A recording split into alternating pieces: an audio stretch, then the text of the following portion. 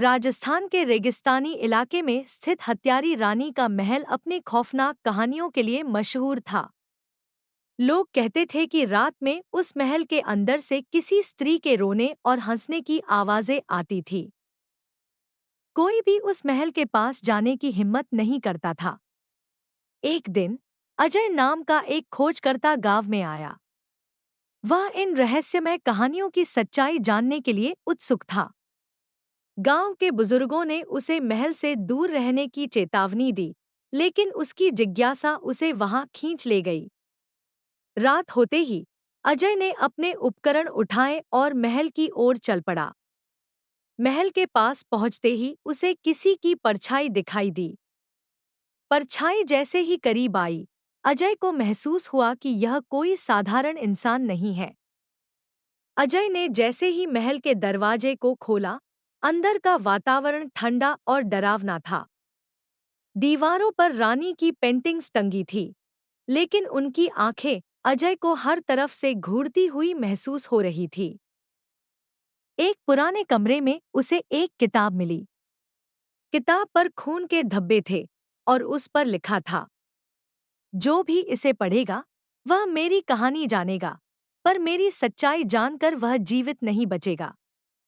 अजय ने किताब खोलकर पढ़ना शुरू किया।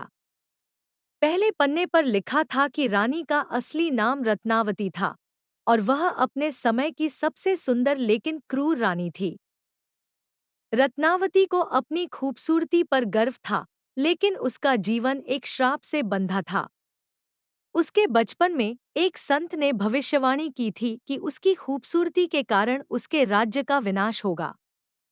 रानी ने इसे मजाक समझा और संत को मौत की सजा दे दी।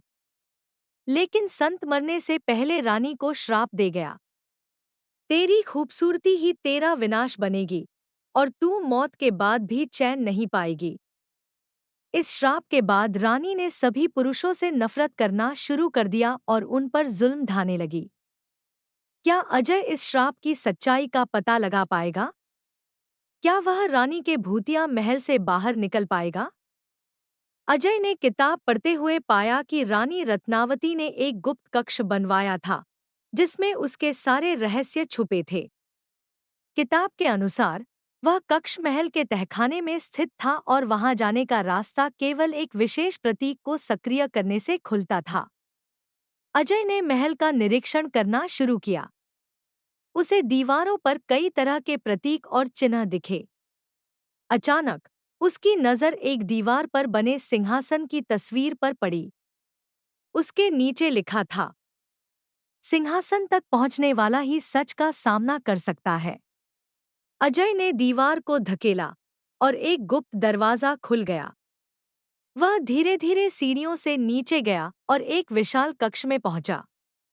वहां उसे सुनहरी गहनों से भरी अलमारियां और कई रहस्यमय मूर्तियां दिखीं। लेकिन तभी उसे किसी के हंसने की आवाज सुनाई दी। अजय ने पलटकर देखा तो सामने रानी की परछाई खड़ी थी।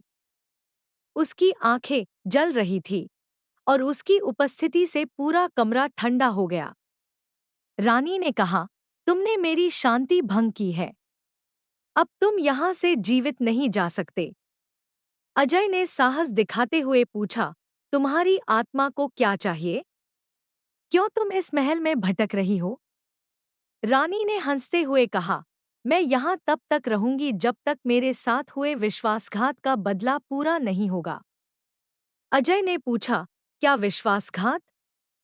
रानी ने जवाब दिया, जिस व्यक्ति से मैंने सबसे ज्यादा प्यार किया, उसने ही मुझे मौत के घाट उतार दिया।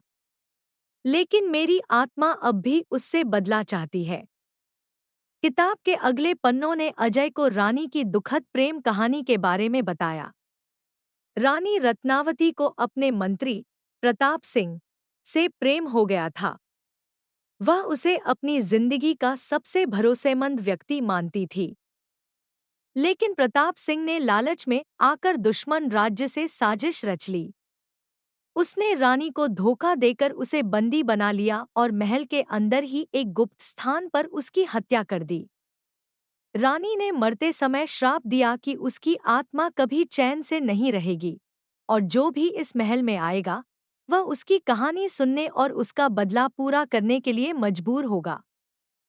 रानी की आत्मा ने अजय को कहा, अगर तुम यहाँ से बाहर निकलना चाहते हो तो तुम्हें मेरा बदला लेना होगा।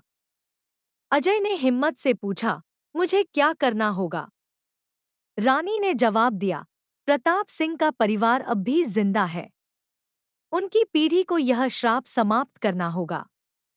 अजय को अब यह समझना था कि वह इस रहस्य को कैसे सुलझाए और रानी की आत्मा को कैसे मुक्त करे। क्या अजय इस श्राप को खत्म कर पाएगा? क्या वह प्रताप सिंह के वंशजों को खोजकर रानी का बदला पूरा करेगा? अजय ने महल से बाहर निकलने का रास्ता खोजा, लेकिन हर दरवाजा बंद था। रानी की आत्मा ने कहा, तुम यहाँ से तभी बाहर जा सकते हो जब मेरी इच्छा पूरी होगी। अजय ने सहमति जताई और वादा किया कि वह प्रताप सिंह के वंशजों को खोजेगा। रानी ने उसे एक प्राचीन नक्शा दिया जिसमें दुश्मन राज्य और प्रताप सिंह के परिवार का पता था। नक्शे पर निशान था जो राजस्थान के एक छोटे गांव की ओर इशारा करता था। अजय ने नक्शे को ध्यान से पढ़ा और अगले ही दिन उस गांव की ओर रवाना हो गया। रास्ता लंबा और कठिन था। कई बार उसे ऐसा महसूस हुआ कि कोई उसे देख रहा है, लेकिन उसने साहस बनाए रखा। गांव में पहुंचते ही अजय ने महसूस किया कि यहाँ का वातावरण भी महल जैसा ही रहस्यमय था। लोग उसे देखकर घूर रहे थे, जैसे वे कुछ छुपा रहे हों। अजय ने गांव के बुजुर्गों से बात करने की कोशिश की, लेकिन वे कुछ भी बताने से डरते थे। अंततः एक बूढ़ी औरत, जिसका नाम सावित्री था, ने अजय को बताया, यहाँ कोई भी प्रताप सिंह का नाम लेने से डरता है। वह परिवार वर्षों पहले गांव छोड़कर चला गया था। अजय ने पूछा, क्या आप जानते हैं कि वह परिवार कहाँ गया? सावित्री ने जवाब दिया, उन्होंने पास के जंगल में एक किला बनाया था। लोग कहते हैं कि वह किला। अजय ने किले से बाहर निकलने के लिए रास्ता तलाशा। तभी उसने दीवार पर एक पहेली देखी, जो सत्य को ढूंढे वह बच जाएगा, जो झूठ बोले वह यहाँ का कैदी बन जाएगा। अजय ने पहेली को सुलझाने का प्रयास किया। उसने दीवार पर मौजूद चित्रों और प्रतीकों को ध्यान से देखा। अंत में उसने एक गुप्त दरवाजा खोजा जो उसे जंगल के बाहर ले गया। अजय जयपुर पहुंचा और दस्तावेज में लिखे पते की खोज शुरू की। यह पता एक पुराने हवेली का था। हवेली के अंदर उसे प्रताप सिंह के वंशज वीरेंद्र सिंह मिले। वीरेंद्र सिंह ने बताया कि उन्हें अपने पूर्वजों के पापों के बारे में पता था। वह खुद इस श्राप से डरते थे और चाहते थे कि उनकी पीढ़ी इस बोझ से मुक्त हो। वीरेंद्र सिंह ने अजय को हवेली में एक प्राचीन ताबीज दिखाया। यह ताबीज रानी रत्नावती की थी, जो उसे संत से मिली थी। वीरेंद्र ने कहा, यही ताबीज श्राप तोड़ने की चाबी है, लेकिन इसे सक्रिय करने के लिए हमें रानी की समाधि पर जाना होगा। अजय ने पूछा, रानी की समाधि कहाँ है? वीरेंद्र ने बताया कि वह समाधि हत्यारी रानी के महल के अंदर गुप्त तहखाने में स्थित है। यह सुनते ही अजय को एहसास हुआ कि उसे फिर से उस डरावने महल में लौटना होगा। अजय और वीरेंद्र सिंह ने महल की ओर यात्रा शुरू की।